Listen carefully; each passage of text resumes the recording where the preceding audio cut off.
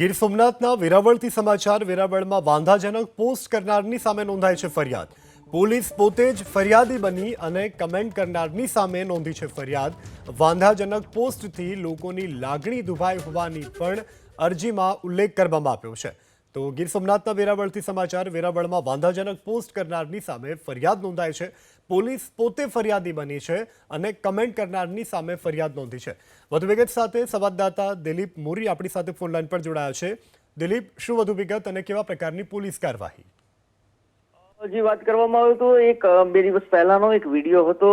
પોલીસે રેડ કરી હતી, ગૌમાંસ પકડાયું હતું અને આ વિડીયો એક ચોક્કસ ખાનગી ઇન્સ્ટાગ્રામનું પેજ છે તેના ઉપર પોસ્ટ થયેલો હતો. પરંતુ એ પોસ્ટની અંદર અલગ અલગ કમેન્ટો હતી અને આ કમેન્ટોમાં એક વ્યક્તિએ એક ચોક્કસ કોમને લગતી કમેન્ટ કરી હતી, જેને લઈને આ અમુક